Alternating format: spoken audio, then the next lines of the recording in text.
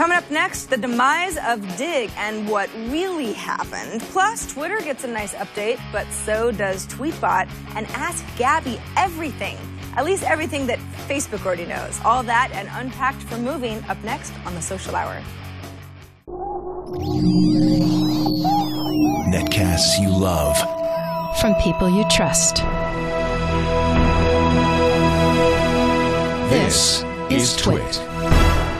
Bandwidth for the Social Hour is brought to you by Cashfly at CACHEFLY.com. This is The Social Hour with Sarah Lane and Amber MacArthur, episode 68, recorded Friday, July 13th, 2012. This episode of The Social Hour is brought to you by Squarespace.com, the fast and easy way to create a high-quality website or blog. For a free trial and 10% off your first purchase on new accounts, go to Squarespace.com and use the offer code SOCIALHOUR7. And they offer free domain registration with annual plan subscriptions. Hey everybody, welcome to another episode of The Social Hour from TWiT World Headquarters in Petaluma, California. I'm Sarah Lane. And I'm Amber MacArthur from Prince Edward Island, Canada, currently on vacation with my family and just back from an interesting trip to Ottawa. So you say interesting, and you alluded to something that happened before the show, Amber. So I'm just going to hold your feet to the fire here. And what happened? All right, so I don't want to drag it out, but basically on Wednesday night, I flew from Prince Edward Island to Ottawa, and I had a head cold, which I wasn't terribly sick with a fever, but I had a really bad head cold. I flew in a really small plane, and when we were descending, I was just in a lot of pain, which I've felt before. Nonetheless, when we got off the plane, and this is not funny, but I couldn't hear out of my left ear, and I thought it's going to go away. You know, it's going to pop at any minute. And it doesn't go away. It doesn't go away for like 12 hours. And needless to say, 24 hours later, when I went back to the airport last night to fly home, I was on the plane. And I started talking to the flight attendant saying, hey, just so you know, I'm having trouble hearing in my left ear. It's very congested, and I'm just having some issues. So do you recommend anything? And she just flipped out and was like, you shouldn't be flying. You could burst your eardrum. You need to get off the plane. She got the pilot involved. He came out and, lectured me on what could happen and scared me. And I ended up saying, okay, fine, I'll get off the plane. And I took a bus, which is about an 17, 18-hour bus ride. And I just got in an hour ago, and I haven't slept since Wednesday. So it was this just crazy. But I knew I had to get home for 5 o'clock to do the social hour because it's 5 o'clock here in Atlantic time. And I was worried about, I could have stayed in Ottawa and done it and gone to the hospital. But I know what they were going to say. They're going to say, don't fly for a couple of days until everything clears up, right? So I knew that flying was not an option, and I just needed to get home as quickly as I could. So the bus seemed like a good idea, and I don't know. It was interesting. Did you enjoy the bus ride besides the fact that it was very long? I don't know. I mean, I think it's one of those things where I just sit there and I can't believe that I'm in this situation. It's such a long bus ride. And the good news is that they had Wi-Fi on the bus. Oh. So that really kept me going for a while. However, do you ever get to that point, Sarah, and I know you just came back from a big trip, where you're so tired that you could do something, you could be productive, but you're tired, but you can't sleep, but you can't do anything either. So I think I just sat there and stared out the window for hours and hours.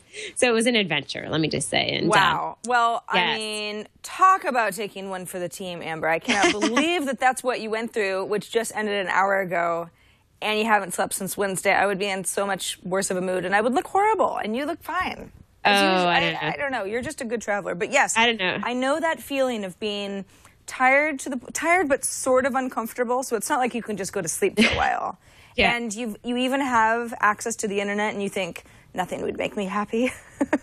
Yeah. No Facebook news feed would make me happy right now. I'm just so tired. Yeah. That's real fatigue right there. It is, but I know fatigue. Are you over your jet lag, Sarah? Yeah, actually I'm fine. What's interesting is, and we don't have to get too into time changes on the show, but this was not only the first week that Amber and I are shooting the social hour on Friday afternoons, 1 p.m. my time, 4 p.m. Eastern, 5 p.m. Atlantic time, where Amber is now. But it's also the week that Tech News Today, which is the weekly show that I do with Tom Merritt, Ayaz Akhtar, and Jason Howell, moved to mornings from the afternoon. So on Monday morning, I'm on basically, it was London time, and then it was French time, and then it was back to London time, but I woke up early. So what normally probably would have been a weird transition for me for TNT ended up being fine. All week I'm like, hey, I'm just a morning person now. We'll see how that works next week when I want to start sleeping in again. But it has been okay. And yes, I do feel pretty good. Excellent. Excellent. Well, it's exciting to have the time change with the show, and hopefully everybody enjoys it and can keep up with the difference in days and times. I think it's good. It's going to be good, Sarah. I think so too. And hopefully if either this time is not as good for you, or for whatever reason Friday's tough, obviously you can subscribe to the show. We have both audio and video feeds, so hopefully it's not a do or die situation when we shoot the show live. But of course, we do appreciate everybody who does watch live, is in our chat room, correcting us, giving us good input while we go along. So thanks to everybody who is here live with us. Let's get into some of the social stories over the last week. Let's start with Facebook, because it's Facebook, and Facebook has been in the news quite a bit lately. But there is one change that they've made in particular that has definitely gotten people talking, and that is adding read receipts to Facebook groups. Now, what I mean by that is something that Facebook has actually had in a two-way chat already. So if Amber and I are talking on Facebook, and we've got the little chat window open, and I send her something, I can see, Facebook will tell me that Amber has read my last response. So if I say something like, "Are you still my friend?" and I see that she's read it and I don't get a response for a while, it's like, what? You're going to worry, Sarah. She's just sitting there thinking about her answer type thing. Now, of course, you're not always having those kinds of, those conversations on Facebook. So sometimes it can be helpful information. But when it gets into personal stuff, there's a bit of a gray area. Facebook has decided this is also something that can be helpful for Facebook groups. Now, of course, Facebook groups are private. The only people who can access a particular group are those within the group that have been invited by an administrator. So when you think of it that way, as long as a group is put together with the right intentions, the stuff that's being shared within that group probably isn't all that private. Let's say Amber and I put together a social hour group that's got me and Amber and Alex, who's running the board, and whoever's going to edit the show later on. I actually don't know, because Jeff Stewart's on vacation. And we're collaborating on who needs to do what. That would be the sort of thing where if I see a read receipt that Alex has gotten the note that I want him to pull up this one story when Amber and I are talking about it, and I see that he's read it, that could be really helpful, because he doesn't feel the need to have to say, okie dokie, and I don't feel the need to have to follow up with him. But it does take away some of that level of privacy, Amber. Does this scare you? Does it bother you? Well, I think it's a situation where it's great for the administrator, right? Like you mentioned, it's great for the person who's organizing the group and wants to have a sense of who's reading what. However, I think from a user's perspective, it is a little bit of an invasion of privacy, and you do worry a little bit, because the reality is people are so busy these days. They get so much email, so many messages through Facebook, and now they have another thing to worry about. If they read something, they will know the person on the other end is expecting a reply. So I think in this context within Facebook groups, like you mentioned, it works okay, but I would worry if they roll it out to other parts of the Facebook platform. And I know within this TechCrunch article, they made reference to that. For example, if it could roll out to things like different posts that you put out there in terms of who's read it. I think that, sometimes when people their privacy is exposed in terms of what they're reading and what they're doing, people just get their backs up. And I get it. I think there is a reason to be a little bit concerned, but if they keep it to this, it should be okay. I agree. I don't have a problem with groups. And it's like, if you did have a problem with people in a group knowing when you've read an update, just don't be part of that group. I mean, it doesn't really change your Facebook experience too much. It would be a totally different story if this became something that was part of the news feed, where I was afraid to look at my news feed because someone would see that I saw the picture of their new baby and I didn't like it, or something like that. But I don't see Facebook doing this because they know human behavior well enough to know that if we don't have at least an element of lurking to the experience, then we just don't have fun anymore. I remember there was I know you can't do this with Facebook, as find out who's been looking at your photos and stuff, but there was a time on MySpace where there was some sort of a hack that did allow people to figure out who had looked at their profile or something. And I think that was right around the time where I was like, you know what, I don't even like MySpace anyway, and this is just a good time for me to delete my account. I just don't like this anymore. So obviously Facebook doesn't want people doing that with them. Yeah, you know, it's interesting. I use FreshBooks a lot. I know we've talked about it on the show. I think they've been a sponsor on the show before for all of my invoicing. And anytime I send an invoice through FreshBooks and I send it to a client and they read it, I see a notification within my stream that that person has viewed that invoice. I had a funny situation recently with a client who said they never received my invoice, but I knew that a month ago they had actually viewed it. And it just creates these uncomfortable situations sometimes, right, where you get into these awkward conversations and you don't want to say, well, I know you viewed it, but it can create some stigma around the relationship for sure. As I said, a benefit to people like if someone's an administrator or someone like me wants to know if someone's viewed my invoice, but it can create awkward social situations. Definitely. Well, we trust Facebook to do the right thing because they never upset their users. So there's nothing to worry about. I don't actually think that there is in this case, but we'll keep an eye on them. Moving on to some news from Twitter. There was a big Twitter for iPhone update, actually. Amber, I don't know if you've experienced some of the enhancements to the Twitter app. Sometimes I just forget my words. But one of the things that I actually decided I really liked, which is so Twitter for iPhone, and this is just for the iPhone version of Twitter. This doesn't apply to the iPad version, and it's different than, of course, the web version or the Twitter for OS X version. But the Twitter for iPhone has been enhanced with a lot of features that people who already use Tweetbot will say Tweetbot has had for a really long time, and that's true. But if you're not a Tweetbot user, or for whatever reason you really like the native Twitter client, you might like some of these. For example, the other day I had written a tweet that was, I don't know, I don't even remember what the tweet was about. It was something about being in a cafe, and I saw my boyfriend at the same cafe, and we both didn't know that the other person was there. And then I got a push notification that another third friend of mine had favorited that tweet.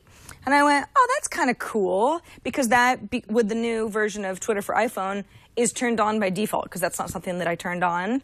I thought that's actually kind of fun. It's nice to know which one of my friends thought that my tweet was funny or helpful, or they're at least bookmarking it type of a thing. I actually tweeted that I liked the feature, and then a bunch of people tweeted back at me, Tweetbot's been doing that for a long time. And so I went into my Tweetbot settings and realized, oh yeah, that actually is something that Tweetbot can do.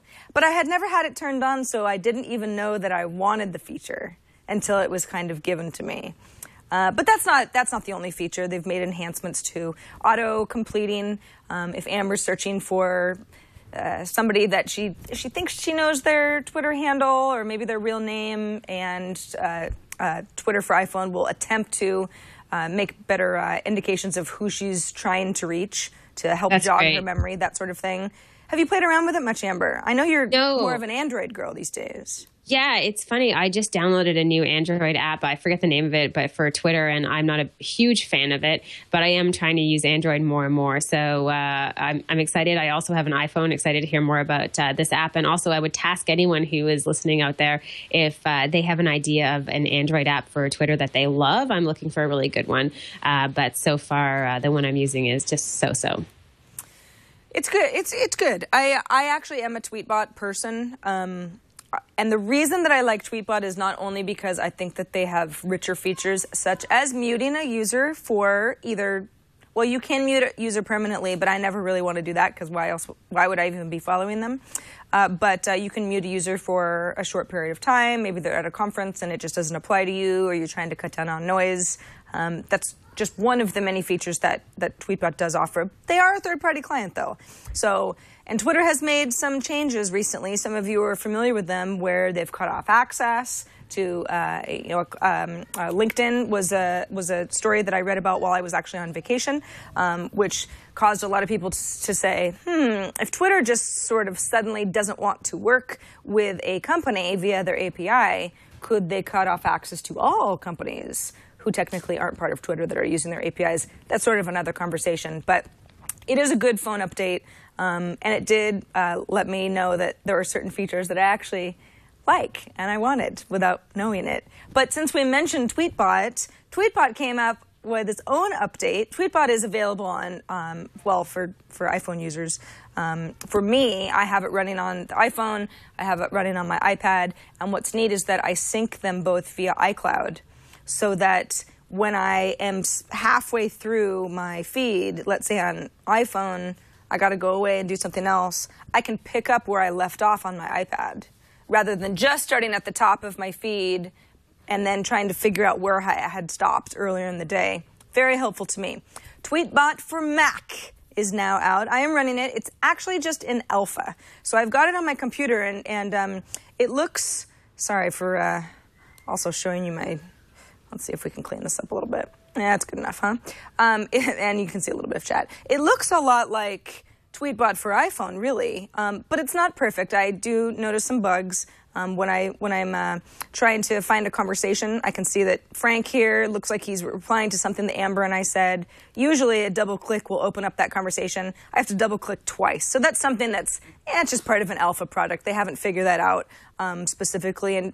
And the folks behind Tweetbot have said, listen, what we want people to do is download this and be really diligent about bug reporting to help us make a better product more quickly, because obviously strength in numbers. But this makes me happy. The iCloud part of it, which I mentioned, which is really nice for syncing, does not yet apply to Tweetbot for Mac, because you can't actually have that integration until you're legitimately in the App Store, and they can't be in the App Store until they've been approved by Apple. So that's something that you could use, Amber, at least, on your Mac. Yeah, definitely. I'm sure I'll end up giving that a try. I still, it's funny, I still end up defaulting to using Hootsuite all the time just as a social dashboard. And I think not because I cross-post a lot, but I do once in a while. And I just love having that functionality there. But I'm always in for trying out new things, as you know, Sarah. So I'm sure I'll give it a whirl. And again, with the Twitter app for Android, if anyone knows a good one I should try out, I'd love to give it a test. Now, Sarah, we talked a little bit about Digg over the past few weeks on the show in terms of, I guess we can say, the demise of Digg now, the different assets being broken up and the overall company being acquired. There was a headline floating around yesterday that Digg had been acquired for $500,000. Now, as we kind of talked about before the show, this is a little bit misleading, or maybe even a lot misleading, because the truth is there are different elements of the company that have been broken up and sold. And in fact, according to the TechCrunch article, LinkedIn also is one of the purchasers of Digg. In fact, they bought some things like patents that Digg had. And they also talk about how the team was sold to the Washington Post for about $12 million. Looks like LinkedIn paid $3.75 million for some of those patents. And also BetaWorks was one of the people who also acquired elements of Digg. So it's almost as though the company was kind of broken up and then sold overall for a total of $16 million, according to this TechCrunch story, and pieces sort of splattered everywhere. So I don't know, it's kind of sad. I mean, Digg was so big at one point, to see it disappear sold off for parts. Yeah. There is, yes, I agree with you that number one, so many of the headlines which felt a little sort of, I kind of felt that there was like a little like Dr. Evil stuff going on. Oh, yeah, definitely. Because people just love to be able to say, look how far they've fallen type of a thing. And some of it was in really poor taste. That's obviously not what we're going to do here. But it's not just someone being happy that maybe a social network has fallen, because that makes for a good story, But it's not really accurate to say that, Digg was once in talks with Google to be acquired for $200 million, and they only sold for $500,000. That's just one piece. When you look at the story, sure, Digg lost a lot of value. That's clear. They lost a lot of users. They're not the social networking giant that they were a few years ago. All of that is true, but we do want to be as clear with the numbers as we can. And yeah, it sounds like, quite honestly, if several different companies. So we've got Social Code, which is a subsidiary of the Washington Post. They bought about 15 engineers last month, 2 months ago. And then we've got LinkedIn, who's like, wow, Digg's got some great patents, particularly a patent to click a button to vote up a story. That's a good patent to have, That's a great one right? for them. And Sure. then BetaWorks says, well, you've got your domain. There's some code that we're interested. User data, traffic. They still have quite a bit of monthly traffic. It doesn't really, I don't think it's better or worse so much to be acquired specifically towards one company rather than being sold off to companies that need part of you but not all of you. I guess if you're an investor or an employee, then you would perhaps get less equity in the company because everything's sort of split up. So yeah, it's not a cut and dry situation, but Yeah. I do don't think feel like people have been a little unfair. I think so too. And I think it's not a neat and tidy story about the company getting acquired, right? It's not as though you can kind of tie it up in a nice little bow and say it was acquired for a bunch of money. Great job to everybody who worked at Digg. I think we slowly saw Digg kind of falling over the course of the past year, 2 years. And I think this is kind of the way things are going to go in the social networking world, though, Sarah. It's a friend of mine compared it recently to the fashion world. Things go in and out of style all the time. Mm-hmm. And I think we're going to see more and more of this. We've seen companies that have entirely folded in 6 months on the show that we've talked about. So it's not, I don't know if we're going to have social networks that are going to have a nice 10-year-long history and a great shiny story at the end of it. I think those will be exactly. And Digg has been a company for close to 10 years. I don't, more like 8, but it's like that is a long time as far as social networking goes. We've got stuff that rises, and then people find the next big thing. Tom and I argue all the time. I'm pointing this way because I'm pointing at his desk. Whether Facebook is going to be around in another 10 years. Tom says maybe not, because Facebook's just like MySpace, which was just like Friendster. Obviously, everybody has evolved, but it's the same idea where it's a really good tool for a while, and then somebody uses that tool to make something better. And then you've got the whole fad aspect and momentum, and people want new and different things. So I think that's a part of Digg's demise as well, is that it just had some competition, and it couldn't retain the users that it had once upon a time when it seemed very, very unique. Yep. Yeah, no, I think I agree with Tom on this one. I think in 10 years, it'll be tough to imagine a world where Facebook exists as it exists today. I don't know if that means that someone is going to buy up the parts of Facebook, but that would be interesting, like the poke and all of these other features that have had their moments in social media history. But I think it'll be a tough run for them the next few years.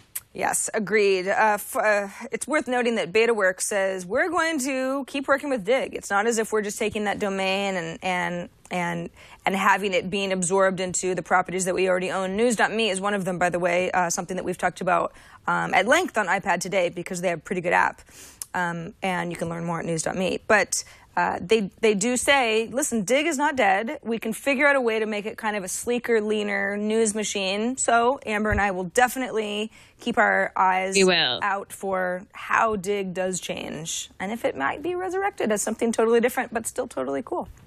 Quick reminder that we have changed the date and time of the Social Hour live tapings to Fridays, 1 p.m. Pacific, 4 p.m. Eastern, or if you're on Atlantic time, which I have learned Amber is, and so is everyone else on Prince Edward Island, and even people in parts of Maine, 5 p.m.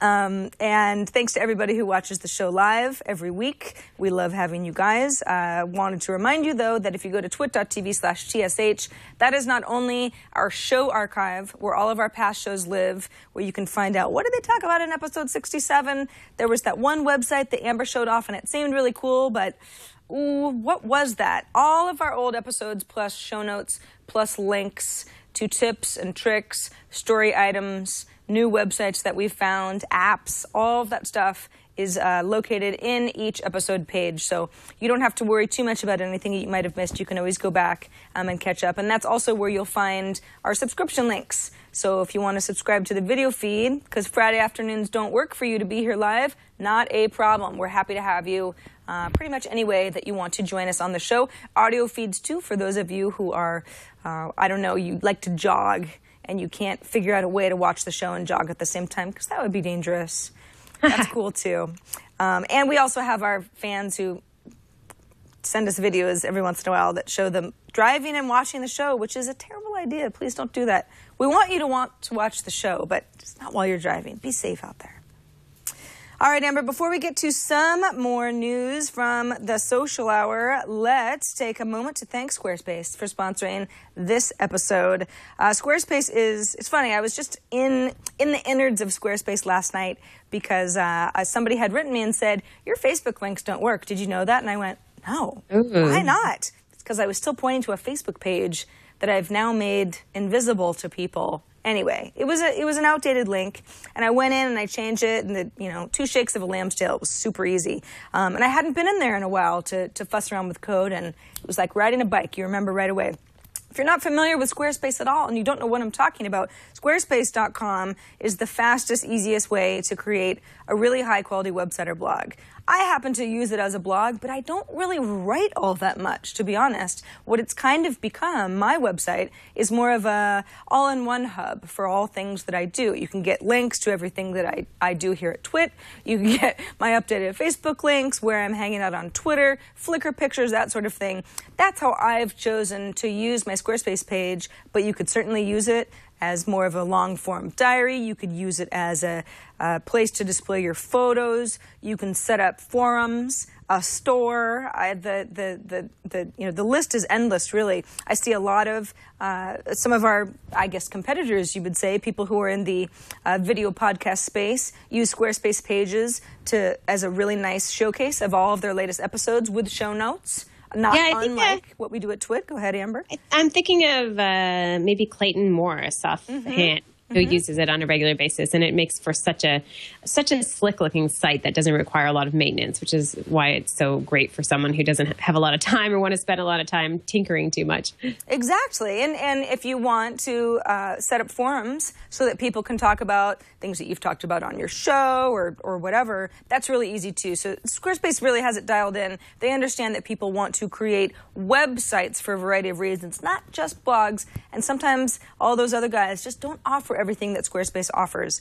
They also have free domain registration for annual plan customer subscriptions. This can be really, really helpful. So domain selection and domain mapping is completely integrated within your sign-up process. So you can set up a site easier than ever. You can save money. And if you ever decide to cancel the service, if you ever I've moved on in my life, your domain is yours to keep. So Squarespace isn't going to say, no, we're going to take that back now. So that's a really nice perk that they've added to their annual plans as well. They've got iPhone, iPad, Android apps for updating your site on the go. I use mine all the time if I want to just make sure that there isn't some sort of a weird comment that I don't want there, etc. Google's complete web font library, now fully integrated, over 300 fonts. And they're very, very, like I said, they're very, very good integrated with social. So, hey, maybe you're not a prolific writer. I don't find that I am anymore, but I am prolific social networker, and I want that to be reflected when somebody goes to saralane.com. Squarespace is a great solution for anyone, and we've got an offer code for all of the viewers and listeners of the Social Hour. If you go to squarespace.com and use the offer code SocialHour7, and you sign up for a free account, by the way. It doesn't cost a thing. You don't need a credit card or anything just to try it out. Go ahead and try out Squarespace. Start building your website. Use that offer code SocialHour7, and you'll get 10% off your first purchase on new accounts. And don't forget about that free domain registration if you decide to purchase an annual plan. Really comes in handy. Thanks, Squarespace. All right. We love you. All right, let's move on. Yeah. So Lady Gaga's social network, Little Monsters, is now available to anyone who wants to sign up. You can sign up on their login page using Twitter or Facebook. The idea being to bring all of her fans, who I believe she calls monsters, together in one social place. Sarah, I don't know about you, but I think this is interesting. I think we're going to see more and more of this where individuals end up building their own social networks and trying to control the message and the platform that way, so they don't necessarily have to depend on people coming to Facebook. So I think this is a trend that will continue throughout this year and beyond. And of course, Lady Gaga has done so well in the social media world. It's a natural thing for her to kind of be leading the way. I kind of love this. So I went ahead and registered for Little Monsters, Amber. I'm not ashamed. And I'm looking at my profile right now. Now, there is a lot of Lady Gaga in here. And I would say I am a casual Lady Gaga fan, not the biggest one. Mm-hmm. So a lot of this doesn't really apply to me. But the site, or the network rather, is designed to, I think if she does this right, and her people, of course, they could do it really smartly, because right now Lady Gaga's a really big pop star. She might not be a huge pop star, I don't know, in 5 to 10 years.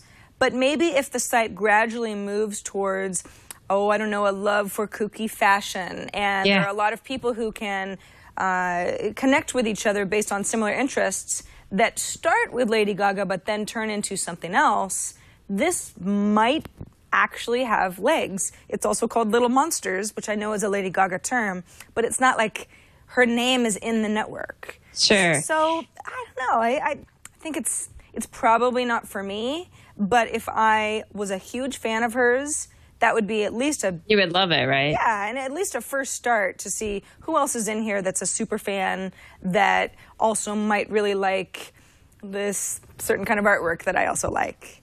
Yeah, and it's well laid out. I know in the article that you just showed, there was a mention that it looked a little bit like Pinterest, and that was the first thing I thought about when I saw it too. It's very well designed and really easy to browse through it. Now, Sarah, I'm just curious, although this is kind of going off on a bit of a tangent, but is there one person out there, if they created a social network, where you would follow and you would join and be an active participant? Who would that person be? Johnny Depp started a social network. I knew it. I would be his biggest signer-inner. That's right. Not a problem. He'll never do it, though. I'm sure he doesn't have a Facebook account, and he's too cool. Probably doesn't even have a computer. You should have visited him in Paris, though, or sorry, the south of France. Wouldn't that have been nice? If I had known where to find him, I would have. I would have found him. Luckily for him, I don't have that kind of information. But but yes, no. To answer your question honestly, Amber, probably not. But I just watched there's a documentary on HBO. You know Chris Crocker, right? The Leave Britney Alone guy. Yeah. Who's obviously a YouTube famous person. There's a Chris Crocker documentary called My Life at the Zoo, I think it's called. Somebody correct me if I'm wrong. I watched it over the weekend thinking, it's about kind of YouTube and memes, and I'll give it a shot. And I really liked it. I thought it was interesting. He's a fascinating character, but it's not just about him. It's just about the idea of making videos that nobody sees, and sort of one day something clicks, people start sharing something that you've put on YouTube or MySpace or wherever, and you kind of become a celebrity, and how that can change your behavior and influence how you're sharing with people going forward. The reason I bring him up is because he's not so much a Lady Gaga fan as a Britney Spears fan, but it was something that, he loves Britney Spears, or did, at least at the time that the documentary was made. And there are other people that he would love to connect with, I'm sure, on a social network like Little Monsters. Yeah, I think it has a certain audience, right? I think I'm kind of like you, and I don't know how much time I would spend on a social network like that if it was just about one person. But I think there is definitely a place for that out there for artists who are looking to really bring their fans into one destination, and we're going to see more of that. And they will, fall by the wayside as well, and die off too. But there'll be a few winners, hopefully. Absolutely. All right, moving on. Another story. This is going to be really good news for anybody who lives in New York City or is visiting New York City anytime soon. Payphones there are going to become mobile hotspots, some of them anyway. This is a company called Titan, at least is one of the companies that's participating. So the deal is we all kind of see those payphones on the side of the street. There aren't really that many anymore, but particularly in New York City, they quite a few of them. And in fact, the last time I was in Manhattan, I took a picture of this really sad payphone. There was like a bottle of liquor on the top of it and some chewing gum. And it was like halfway torn apart. And I thought, gosh, this is a place where back in the day I would have used a quarter and called somebody and hung out here for a while. Yeah, but the idea is make these payphones mobile hotspots so that when people want to be online, sharing photos and videos and being social with each other, there are just more places to do that within the city. Love this idea. I don't think that they just have to rely on payphones, but why not? You've got this thing, it's sitting here. Why not actually make it something useful? I think it's a great idea. I think I walk by payphones, like you just mentioned, Sarah, all the time. And I think it's kind of sad. I wonder what's going to happen to all of these old payphones that are spread out throughout cities around the world. And to see them turn into something like this, or at least have some sort of purpose, I think is a great idea. Because in many cases, I think they're almost like, I know people still use them to some extent, I'm sure. But otherwise, they're almost like relics. And they just sit there and collect dust. Yes. Smog. Exactly. So in the case of New York. Good on ya. New York payphones. You will not die. You will only evolve. We got a social tip, Amber. This is something that you found, and I'm sort of surprised that I hadn't heard about it before because it's such a cool iOS app. Yes. I told you before, it's all about pleasing the person on the other end, Sarah, with something new and surprising. Yes, this is called Gabby. It was released a couple of weeks ago, and I really fell in love with it. It's an iPhone app that allows you, an iOS app that allows you to view your Facebook information in a different and more interesting way. So the idea being, once you log into the app, you're able to see things, statistics about your information on Facebook, like how many people have viewed a photo, the most popular photo that you have posted online, things that are getting the most comments. And you're even able to get really granular within Gabby. So for instance, if you wanted to dig down into information within your Facebook network, like I want to find all my single guy friends who are Capricorns, you would be able to do that within the Gabby app. So you build upon all of these different search functionalities, and you're able to get information in just a really different and visually interesting way. I went ahead and downloaded this, and we are looking at this on my iPad just because it's kind of nicer to shoot. But it is an iPhone app, as you can see. It's not native for the iPad. But like Amber said, and this is something that I obviously had to connect to my Facebook account because that's where all of the data is coming from. But this is what it's suggesting to me. Who of my friends shares my musical taste? Maybe I don't care about that, but I can change parts of the sentence to say, who of my friends shares my cinematic taste? Now, see, that's not really good for me because I don't actually put a lot of that information on Facebook. You know, sometimes people list all the movies that they love. Who of my friends is talking about my pictures the most, my videos? How about my videos? I shared a video from iPad Today earlier on Facebook. I'd kind of like to know that. Who's talking about some of the stuff that I share regularly on Facebook? Now, I had done a few...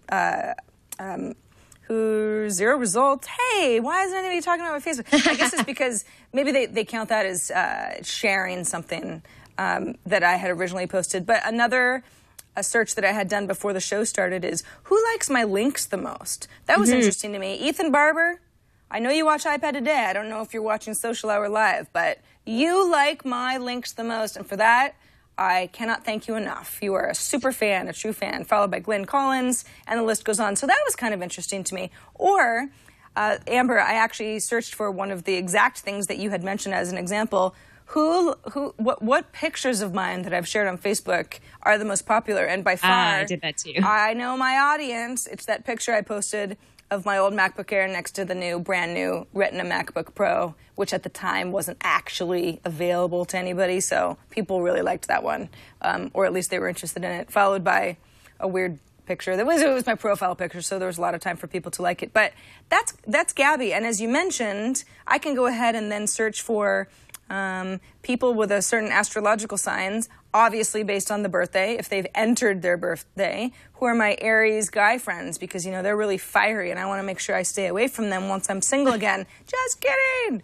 But I'll go ahead and say new, my friend Addison, my friend Brett, my friend Dan Looters. Hey, happy birthday in April, Dan. And so on. So this is kind of like information that is available to you on Facebook already, but would not be easy to search in the way that Gabby puts everything together. Yeah, I love it. It's really fun. And it's $1. It's really fun. And it's a new app, and they've talked about they're going to come out with new features and functionality as well. And it's just fun, like you mentioned, to dive around and dig up different things. One of the searches I did was to find out who shares the most friends in common with me.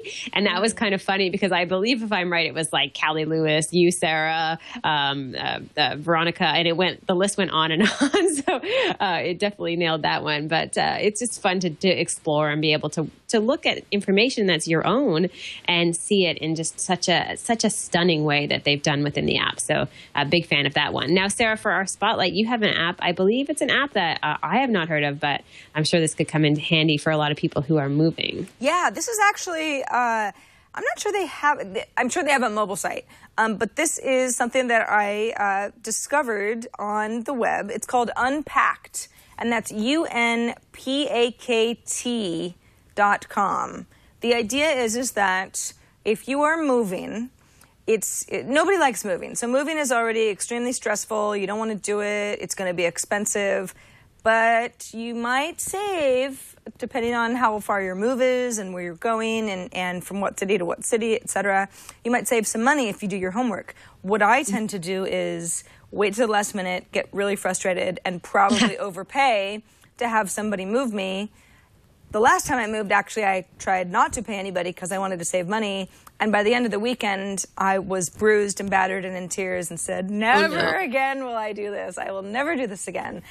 So Unpacked is a way to be able to list in great detail everything that you have to move. And when I say great detail, it's like, what size is your TV? Is it wall mounted? Do you need somebody to come into your home and take it off the wall, or are you going to do that on your own? That sort of stuff. So it does get very granular, and will attempt to not only give you an estimate of what you should expect to pay, but who your moving companies are. What do you have to choose from? It's almost like a kayak or a hipmunk for airline tickets, but for moving companies. Now, I should say right off the bat that at this time, because they're very new, this is only for people moving from New York City to somewhere else. So the somewhere else cities are very long.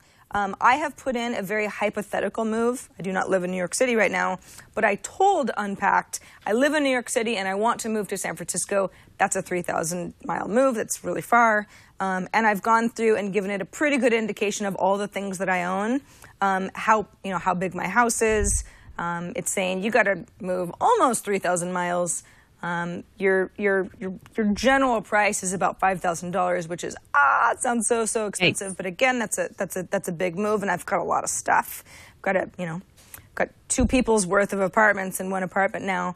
But this is actually a really good exercise, even if you're just wanting to go through all of the inventory that you may or may not, even stuff that you hadn't thought of. Like, I forgot about my living room rug. My living room rug is 9 feet long. I mean, it's kind of heavy, and that's something that has to be accounted for too. And Unpacked reminded me in the miscellaneous section that, oh yeah, I've got that rug. Can't forget the rug, even though I don't really feel like I look at it all the time. So this is a really cool service. I think that if you are trying to flee Manhattan or the New York City area, then this is already awesome for you. But it just does give you a sense of what companies are trying to do with something that maybe doesn't need to be disrupted as an industry so much, but can really help you down the road as they expand to other places. Yeah, it's so stressful, right? So anything that can kind of alleviate some of that stress, I think would be a welcome addition to the moving process, because I've done it many times as well, and it's never fun. So it seems like a really cool tool. Yeah, so that's Unpacked, Unpakt.com. Found that originally on All Things D, so thanks to them. The Social Hour is a social show, so we might as well read a few of your emails. We've got a couple of emails this week. The first one comes from Trevor Ludham, who says, I caught episode 66. We are now on 68, so it was a couple episodes ago, and you were talking about the Twitter advertising during NASCAR. And you both seemed a little puzzled as to why they chose NASCAR specifically. Here's a little backstory for you. Back in February, during the Daytona 500, there was a big crash, caused the race to stop for nearly an hour. They were cleaning up the track, they were repairing things, and it took so long that drivers got out of their cars. They just kind of hung out. They were chatting, and Brad Keselowski, I know that I'm butchering his name. NASCAR people, please forgive me. He's a big Twitter user. He was a driver. Used that opportunity to tweet directly from his car. It was a lot of fun for his followers. They were following along, getting an idea of what was happening from his perspective. And during that time, he gained 100,000 new followers. So, might be also important to note that the NASCAR organization had no problem with him keeping his phone on, keeping it inside his car. It was totally fine for him to tweet from the car. In fact, I believe both NASCAR and Twitter saw this as excellent publicity. think you're probably right, Trevor. I didn't know that story. Amber, did you? I had no idea, although I guess it doesn't seem like a big surprise. It makes sense that some of the drivers may do that. And just to, opening us up to a whole new world, Sarah, because like I mentioned before, I don't know a lot about NASCAR. I've spent a decent amount of time in Daytona, funny enough. Haven't had a chance to see any races. But very cool that I think NASCAR really endorses usage of social media, because sometimes you get organizations that are so fearful that they sometimes limit people who are participating in their organization to how they actually engage. So good on them for actually using the tools and helping other people and approving other people's usage too. Absolutely. I guess it sort of has to do with whether you're part of a team or NASCAR seems like it's more of an individual type of a thing, and you would be represented by your own management rather than a national football organization, let's say. But yeah, it does seem cool that they can be so transparent with their fans, and people love that sort of thing. Yeah, they're not limiting it, because even if they're individuals coming into the NASCAR environment, right? Sometimes there's situations, we've seen this, I think even at the Olympics, that if there are athletes coming in, that perhaps they are limited as far as how much they can use social media, just because of the space that they're in is regulated by someone else, right? Mm-hmm. So anyway, it's interesting. I have to learn more about this for sure. Got another email from Gunter, I think your name is. He lives in Austria. So he says, sorry for my simple English. Sorry, Gunter, for me also butchering your name. Got a lot of curveballs on the show today. He says, I'm watching different shows. I'm not sure if I'm choosing the right show for the following question. So he's talking about TWiT shows. We'll take it. Will Siri change the way that we talk? Of course, I include all other voice recognition systems, Siri and those that you can run on Android, etc. But we're learning to talk in a way so that Siri can understand us. If the effect is so strong, will that change the way that we talk human to human too? Now, at first I thought to myself, well, Siri isn't very social. It's more of a personal question-answer, get information type of a thing. But I think he might be on to something, Amber, because the other day I was thinking this as I was waiting for my car to get fixed. It was actually yesterday. And I had to wait for a couple of hours, so I took my iPad to a nearby cafe. It was a beer cafe, but that's neither here nor there. And I got my iPad out, and I'm like, going to answer some emails. And because I didn't have an external keyboard with me or anything, it's like I'm very big on brevity when it comes to the iPad, because it's not so fun to type at long periods. And I thought to myself, I really am almost I have a different personality, because I'm not trying to speak like a cave person. I'm just trying to write as little as possible while still getting my point across. And that certainly doesn't only apply to the iPad. I think we can all think of instances where it's like you're typing on something that's small and you don't want to be doing it for very long, and so your behavior changes. And I wonder if that will actually start spilling out into the way that I interact with people, just because I'm so used to it. And I don't know if that's too much of a stretch. Yeah, I don't know. I mean, I think it's funny because I've used Siri enough, but I don't really use Siri on a regular basis as far as that type of interaction. I think as far as voice recognition tools, I think it's going to take people a long time to get used to even using them and understanding the language that's involved in using them. It's all of a sudden, for the past couple of decades, we've become so proficient as far as typing out our thoughts, then asking us to switch to using voice, I think is an adjustment that's going to take some time. However, I think once we get there, it's going to be very exciting, but I still think it's going to be a while. I do too. I did find Siri helpful here and there when I was in my travels. There were, what was it? There was a city in France we went to, Bordeaux, and we were like, Bordeaux is awesome. Why haven't we come here before? This is a great city.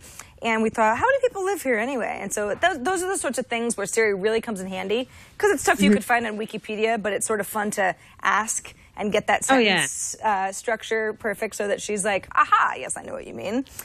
And those of you who use voice recognition systems that are not Siri, I know that you have similar ways to do that sort of thing. But yeah, I'm probably not going to mistake Amber for Siri and ask her certain questions about the population of French cities anytime soon. But you never know. Give us another year. You never know. Yeah, you never know what will happen. All right, Sarah. So instead of our tweet of the week, because I like to switch it up here, sometimes we have Pinterest clones, sometimes we have tweets. This week we have the Twitter parody account of the week. And in fact, there are 50 of these accounts that I wanted to mention. Found this on shinyshiny.tv. And it is the top 50 shades of gray Twitter parodies. Now, we've talked about Shades of Grey before on the show in terms of being a really popular book. And I had no idea there were so many Twitter parody accounts. One of my favorites that they list here is the 50 Sheds of Grey. And this one gets kind of fun, a little dicey here and there.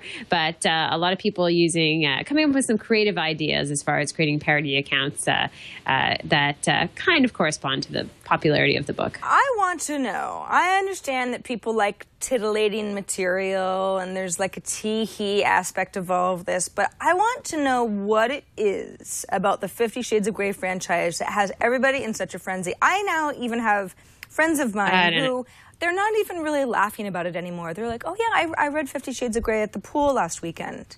And I'm like, why are you telling me? It's like, aren't you supposed to be embarrassed? It's like it's become this thing that is almost like a compulsory. I don't know. I don't get it, Amber. I haven't read it, so maybe it is the best book in the world.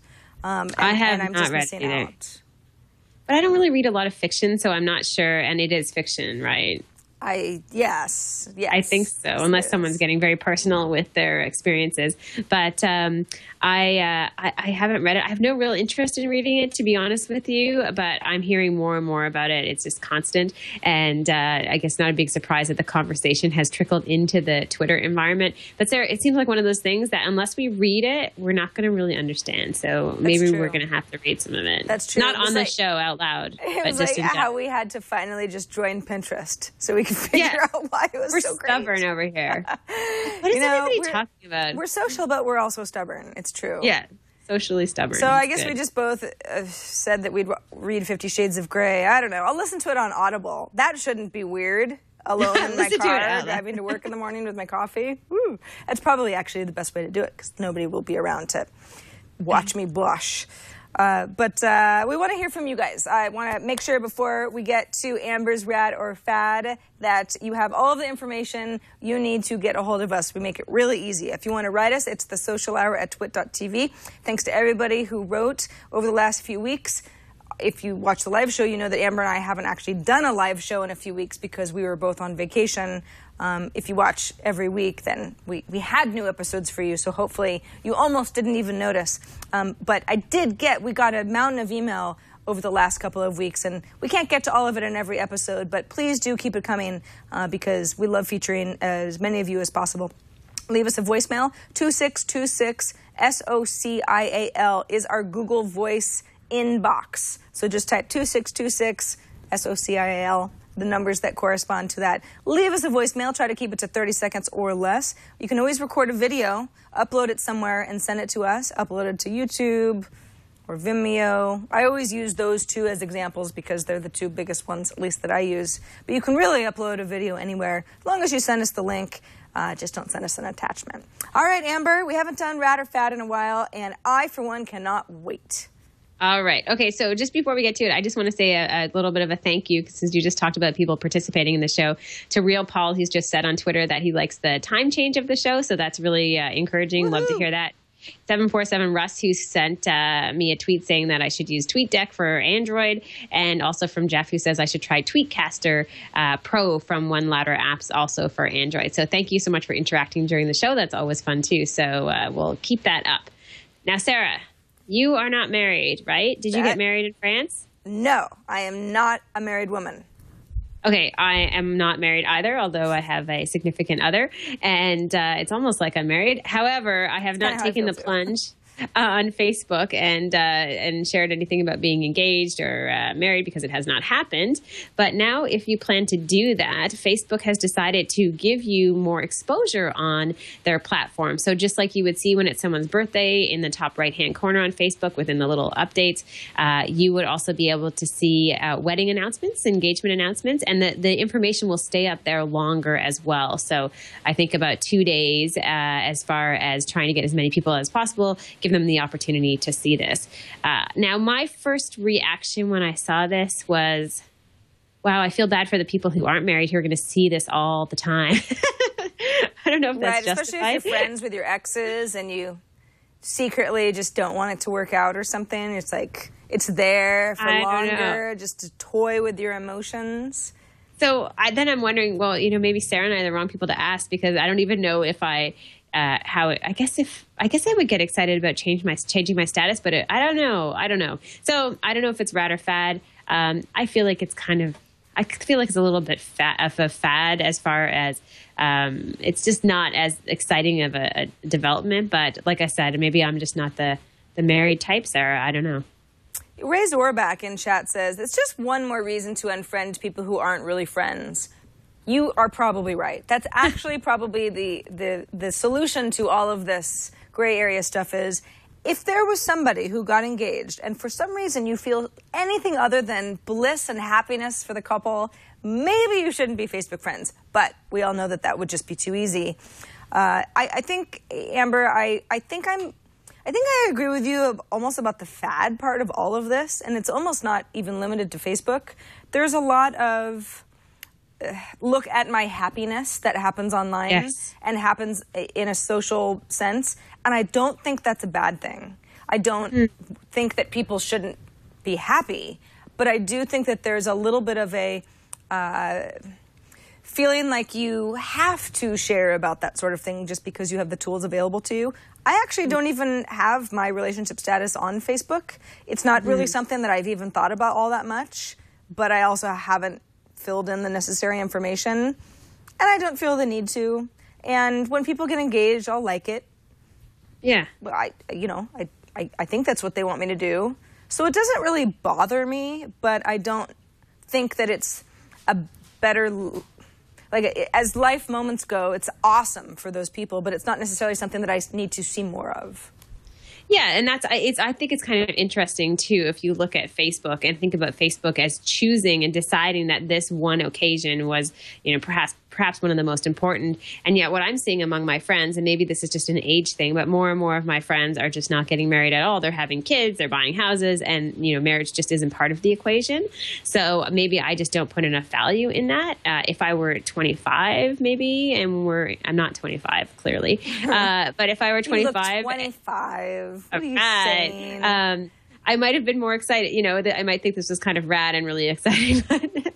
Sarah and I are just washed up, I guess. We are. We're like, yeah, we have significant others. What do you want from us? Whatever. I've been engaged before. It didn't work out. Yeah, exactly.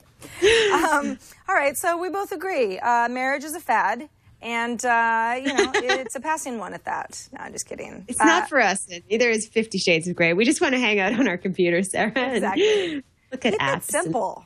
My goodness. All right, Amber, on that note, I think it's a perfect place for us to end. We're at the end of our hour, our very social hour. It has been very social this week. Thanks to everybody for watching, for listening, for following along, for giving us good feedback in chat, or even if you were just silently watching a live feed, that's cool too. Remember, we are on at a new time. If you want to watch live, it's Fridays, 1 p.m. Pacific, 4 p.m. Eastern, 5 p.m. Atlantic time, and lots of other different times around the world.